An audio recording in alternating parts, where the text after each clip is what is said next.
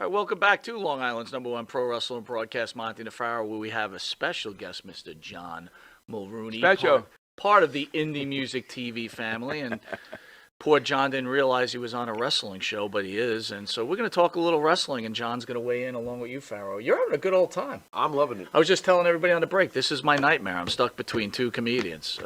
Well, they're not bad comedians, so that's your... You're actually both very funny. That's your happy dream. You're actually both very funny. If we were auditioners, you'd be fucked.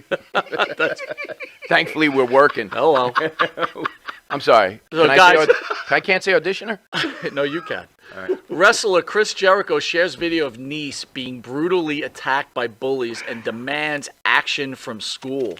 Wrestling great Chris Jericho has a shared video of his niece being incessantly bullied and by fellow students and called out school authorities in Florida to take action. Guys, you want to weigh in? I don't know if you know Chris Jericho. You do. Weigh in on that, and I'll just start the conversation with, this is a pro wrestler who spends his days beating up people, I understand, fakely, but with baseball bats, but now he's offended because his niece is getting the shit kicked out of her. Gentlemen? Well, I just want to know if you have any happy stories. No. No, it's all. Well, we'll talk about people getting beat up. No, elaborate. What are you going to say to a father who's someone puts their hand on their daughter? You know, this again, sacred topics that are being, someone's crashing that gate. In my opinion, we need a little bit more of the cops looking the other way and letting dad go do what he's got to do. Sure. I got to tell you, you guys know I'm a police officer. Sure. In my other life. And thank you for your service, by the way. And thank you for yours. I heard you were a combat veteran. Thank you. That's I got kicked out of high school. Thank me too. Yeah, thank you for not graduating, because You're welcome. You really Look, kept. you just found your opening act. There it is. Jimmy Farrow. Oh, please. You've kept the level of the show right where we need it to be. There we go. Yeah, There we I go. can't even spell GED. Does it start with an E? No, she spelled it. I got a GED hanging on my wall. Do you know people are or have been? You notice we're running through cycles with the news and with who we're going to blame next and all this other bullshit. So the cops, they've seemed to have to some degree cooled off on police, and now they're hyper focusing on our guns, which in my opinion is all on purpose to keep us distracted from what's really going on. But maybe we'll get to that in a second. But my point is this: I don't want to even call it a tool. The one thing that we have as police officers that most people don't realize is discretion when it comes to, quote unquote, enforcing the law. We don't have to arrest people that obviously break a law. Believe it or not, we have discretion. Okay. I have, and I'm going to say this, I'm probably going to get in trouble, but you know what? This is one of those places where I don't give a shit.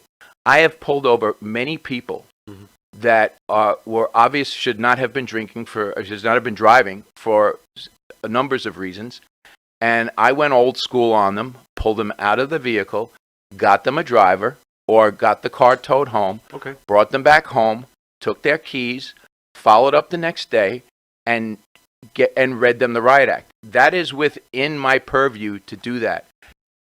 Everybody that wants to think that they're a police officer and they want the video and they want you to do this, and that's just one example of discretion. And they know, listen, you're taking police officers' discretion away from their ability to deal with you on the street as a human being. The Constitution says that the law is to be used equally amongst all people. So if I have equal discretion with everybody, it means that I catch the one person that might have had one too many at the party and made a bad decision to drive home, and I take them home and bring their car back. Then I find the chronic alcoholic, and I slam that person with a felony DWI because they had a 15-year-old in the car. Okay? That was my call. Right. And I'll stand by it. They were good calls. But the public is being robbed right now because every cop that I know of is scared shitless to make a decision that's going to maybe get them jammed up. They're all afraid of losing their jobs. And guess who's suffering? That's right. You guys watching. Agreed. You guys watching right now are suffering. You have no idea what we deal with as police officers on a daily basis, and I'm looking right at the camera, and some of you scumbags know who I'm talking about. Talking to the two guys at the desk. No, I'm like, but yeah, they've taken. But back to the subject at hand on the bullying. Here you have a very famous professional wrestler whose niece is getting the shit kicked out of her, and he's going to Twitter and posting the video. 802 Blue says out there, bullying was part of life growing up. It's either you deal with it or do something about it. I mean, what happened to today's society? You can't stand up for yourself. You need your famous wrestler to go post Twitter. I mean, bullying, Pharaoh?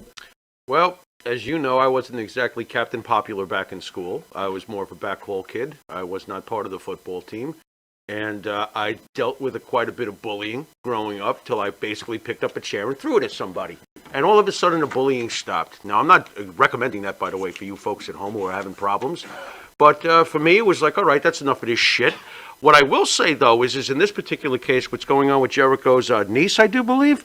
Oh, and I'll ask you, John, is the schooling system intimidated themselves that this sort of bullying happens? Like, I think this attack was on the school property or right outside of it. Like, is the principal and the teachers almost afraid to even get involved? I'm sorry, we need to make a correction. Do you mean the indoctrination system? Yeah, the indoctrination. Yes. Because it's not an education system. And to your point, my opinion. After what they did with me, I agree. Go ahead. And to your point about the bullying, I wouldn't say that it's okay. I'm not behind a guy getting on there and saying, I'm going to, I'm bigger and better and I'm going to kick your ass. But I will say this.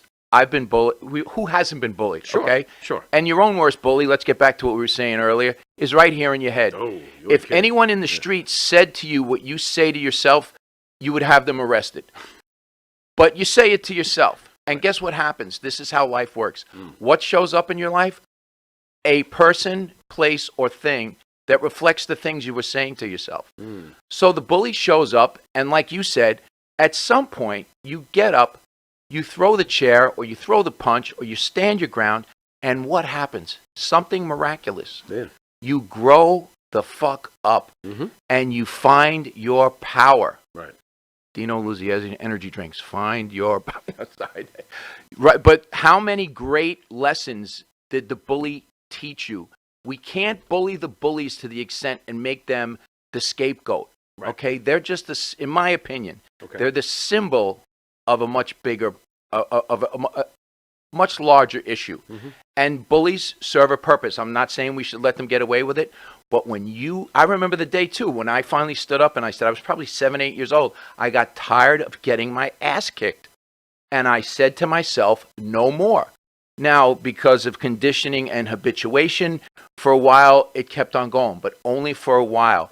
And the few times I stood my ground, as scared as I was, and squared off with the bullies, something strange happened. The bullies, even when they were with their buddies, saw me coming and suddenly decided to go the other way.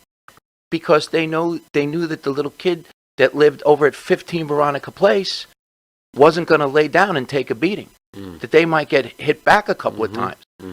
And it changed. Everything changed.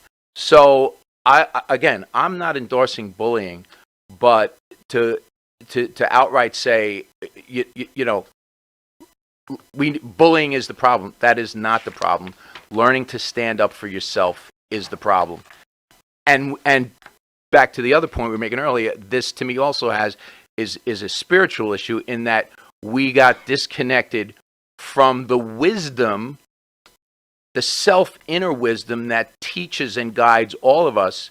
We have been disconnected from that for at least a generation at this point, and it's been slowly being cut off. And now here we are finally, where we don't know what to do.